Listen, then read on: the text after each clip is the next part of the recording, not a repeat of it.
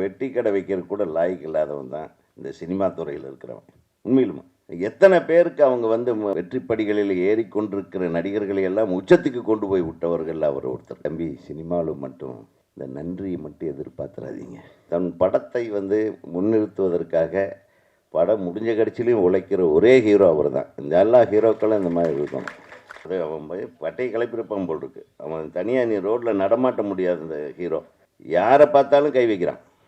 வந்த உடனே திருக்குறள் புக்கை கொடுத்த என் பிரியத்திற்குரிய சகோதரர், தயாரிப்பாளர், நடிகர், இயக்குனர் திரு ஜேஎஸ்கே சதீஷ் அவர்களுக்கு நன்றி. அது வந்து திறந்த உடனே எனக்கு ஒரு திருக்குறள் எனக்கு பிடிச்சது. அருமை உடைத்தன்று அசாவாமை வேண்டும், பெருமை முயற்சி தரும். அப்படின்னா, இந்த செயல் செய்வதற்கு கடினமானது என்று மனத்தளர்ச்சி அடையாமல் தக்க முயற்சி செய்தால் அச்செயலை செய்து பெருமை பெறலாம். ஸோ இந்த டைரக்ஷனுங்கிறது ஒரு பெரிய விஷயம் கிடையாது, அது ஒரு சிரமமான விஷயம் கிடையாது அப்படின்னு நினச்சி முயற்சி பண்ணி ஒரு 7-8 படம் மிகச்சிறந்த தயாரிப்பாளராக, நிறைய விருதுகளை வாங்கிய படங்களின் தயாரிப்பாளராக இருந்தால் மட்டும் பத்தாது, நான் ஒரு டைரக்டராகவும் ப்ரூவ் பண்ணோம் அப்படின்னு நினச்சி களத்தில் இறங்கி மனம் தளராமல் உழைத்து இந்த அளவுக்கு வந்து பார்த்த உடனே இங்கே அப்படியே டெம்பரேச்சர் லெவல் ரைஸ் ஆகிற அளவுக்கு உள்ள புழுக்கமாக இருக்குது.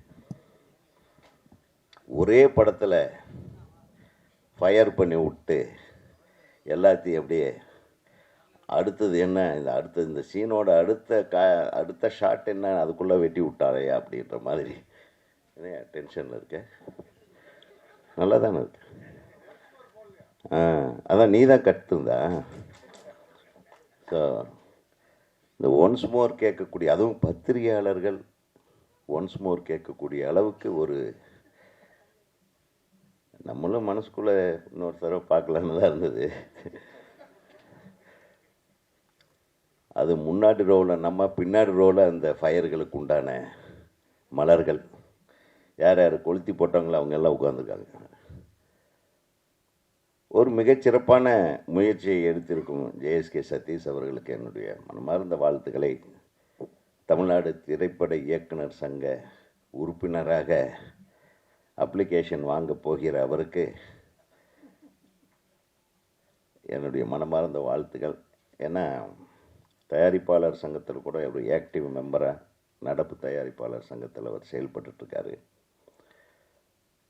அவரை பற்றி குறிப்பிடும்போது தம்பி சொன்னார், ரொம்ப ஆச்சரியமான ஆள் அவர். கவிஞர் சொன்னார், ஒவ்வொரு விஷயத்தை அவருக்கு தெரியும், யாரை எங்கே டச் பண்ணால் என்ன செய்ய முடியும், என்ன கிடைக்கும்னு அப்பப்போ எல்லாத்தையும் டச் பண்ணவர் தான் அவர். அதனால் அவருக்கு தெரியும். இன்னொரு விஷயத்தை விட்டீங்க, அவர் அரசியல்லையும் இருக்கிறார். கரெக்டா? பத்திரிகை ஆசிரியர்.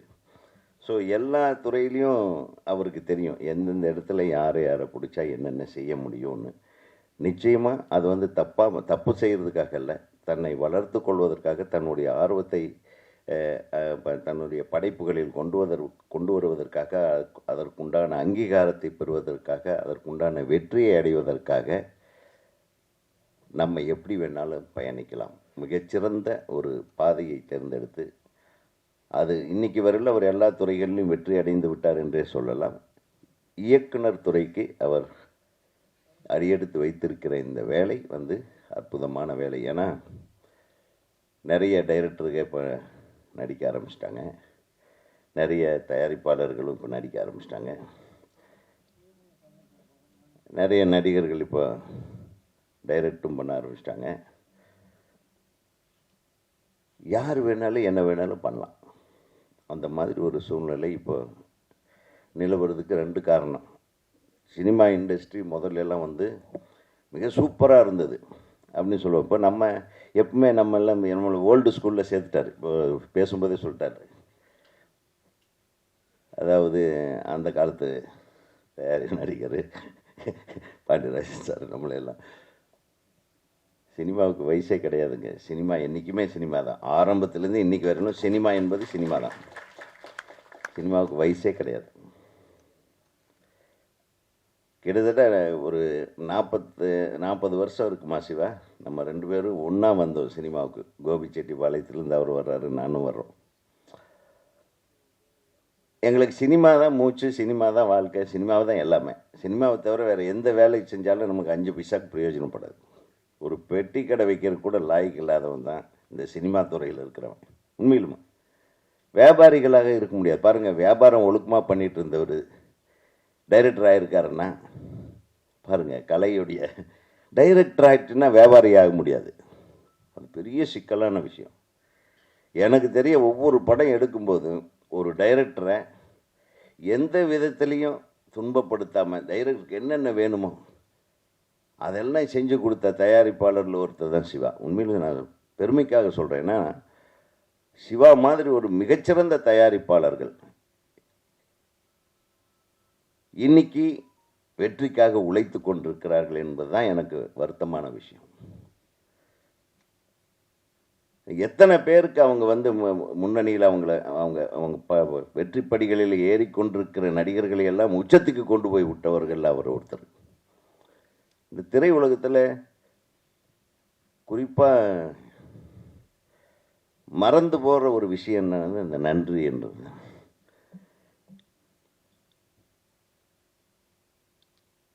மறைந்து போன மனோரமா அவர்களில் வந்து நான் வந்து முதல்ல அவங்க ஒரு காலத்தில் காமெடி பண்ணிகிட்டு இருந்தாங்க. அதுக்கப்புறம் ஏவிஎம் படத்தில் இந்த பாண்டியராஜன் சார் படம் பாட்டி சொல்லி தட்டாதே, அந்த மாதிரி படங்கள்லாம் ஒரு வேறு மாதிரி ஒரு ரேஞ்சில் பண்ணாங்க. கிழக்கு வாசல் படம் பண்ணும்போது தியாகராஜன் சார் சொன்னார், இந்த அம்மா கேரக்டருக்கு வேற ஒரு மேடம் பேரை சொல்லி அவங்க பேரை சொன்னாங்க. எனக்கு சார் அந்த மனோரமா ஆட்சி இருந்தால் நல்லா இருக்கும்னு சொன்னேன். அவங்க அப்போ வந்து ஒரு பின்னடைவில் சந்திச்சுட்டு இருந்த நேரம். அப்போ வந்த உடனே அந்த படத்தில் மனோரமா ஆட்சி உள்ளே வந்த உடனே அவங்க அந்த கலரே மாறிச்சு. அந்த படத்தோட கலரே மாறிச்சு. அவங்க காமெடி மட்டும் இல்லாமல் சென்டிமெண்ட் மதராகவும் அதுக்குள்ளே அவங்க காமெடியும் கொண்டு வந்து மிக்ஸ் பண்ணி, அதை தொடர்ந்து என்னுடைய சின்ன கவுண்டர் படத்தில் இந்த பெரிய கவுண்டிச்சி character one of the wonderful character. அது நடிகர் சிவகுமார் அவர்களுடைய அம்மாவை நான் பார்த்துருக்கேன். அவங்க எப்படி இருப்பாங்களோ அதே மாதிரி கொஞ்சம் எத்து பல்லெல்லாம் நானே செட் பண்ணி அவங்களுக்கு நம்ம வாழ்க்கையில் நம்ம சந்தித்த கதாபாத்திரங்களை எல்லாம் உள்ளடக்கி அந்த மாதிரி பண்ணி தொடர்ந்து என்னுடைய படங்களில் எல்லா படங்கள்லேயும் மனோரமா வச்சுருந்தாங்க. அதுக்கப்புறம் ஒரு மிகப்பெரிய ரவுண்டு சின்ன தம்பி அது இதுன்னு அவங்க சொன்னாங்க, தம்பி சினிமாவில் மட்டும் இந்த நன்றியை மட்டும் எதிர்பார்த்துறாதீங்க அப்படின்னு சொன்னாங்க. எதுக்கு சொன்னாங்கன்னு தெரில, என்னால் அதை உணர முடிகிறது. நன்றி என்பது மிகப்பெரிய வார்த்தை, மிகப்பெரிய உணர்வு. அதை கொண்டவன் யாரோ ஒருத்தர் 2 பேர் தான் இருக்காங்க. ஒவ்வொருத்தரும் நன்றி உள்ளவர்களாக இருந்து விட்டால் சினிமாவை நம்ம சொன்னபடி கேட்கும். சினிமா உலகம் தான் நம்பர் 1 உலகமாக இருக்கும். இது ஒரே ஒரு விஷயந்தான். இதை வந்து நான் சொல்லிக்கிறேன். இன்றைக்கி சதீஷ் அவர்களுடைய இயக்கத்தை பற்றியோ அவர் எனக்கு இது பண்ணார் அது பண்ணாருன்னு இது நான் 40-20 வருஷம் நான் பயணிச்சிருக்கிறேன். என் தம்பி சொன்னார். இதெல்லாம் சந்தோஷமான விஷயந்தான். கடைசி வரையிலும் இந்த நன்றி உணர்வை நம்ம மறக்காமல் இருந்தால் அவரோடு சேர்ந்து நம்மளும் வளரலாம் அப்படின்றத நான் சொல்லிக்கிறேன். அப்புறம் உஷ்ணமான ஒரு விஷயம், முதல்லலாம் தமிழில் டைட்டில் வச்சா தான் படமே ரிலீஸ் ஆகும். இப்போல்லாம் இங்கிலீஷில் வச்சா தான் ரிலீஸ் ஆகுது இல்லையா சிவன்? ஃபயரு, அப்புறம் இந்த டிராஃபிக் எடுத்துக்கலாம். டிராஃபிக்கு அப்படின்னு ஒரு படம் வரும். You turn, right turn, left turn. எப்பா தமிழில் டைட்டிலாக இல்லை.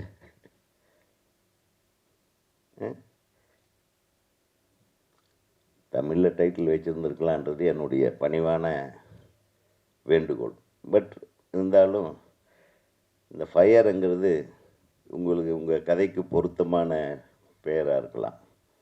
அந்த தம்பி, அவர் பேர் என்ன, நம்ம ஹீரோ, அவர் தனியாக கத்திக்கிட்டு இருந்தார் ஒவ்வொருத்தருக்கும். அது எவ்வளவு ஒரு தன் படத்தை வந்து முன்னிறுத்துவதற்காக படம் முடிஞ்ச கடைசிலையும் உழைக்கிற ஒரே ஹீரோ அவர் தான். இந்த எல்லா ஹீரோக்களும் இந்த மாதிரி இருக்கணும். அதே மாதிரி சாட்சி அகர்வால், சாந்தினியா, என் பேர் சாந்தினி, காயத்ரி, அப்புறம் அனு, அப்புறம் அவங்க பயங்கர டெம்டிங்காக இருந்தது Rakshitha. She was more attractive in cereals. அப்போல்லாம் ரொம்ப சீரியல் புகழ் நல்லா பண்ணி இந்த மாதிரி கதாபாத்திரத்தை அவங்க ஏற்று நடிக்க ஒத்துக்கிட்டதே பெரிய விஷயந்தான் நினைக்கிறேன். அது தம்பியோட ஃபயர் இருக்கே.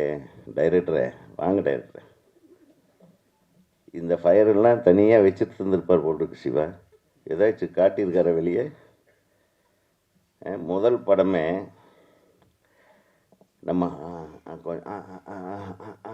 அப்படின்ட்டு நம்ம பார்க்குற மாதிரியே எடுத்திருக்காரு. எவ்வளவு நல்ல தேசிய விருதுகளை பெற்ற படத்தை எடுத்துவிட்டு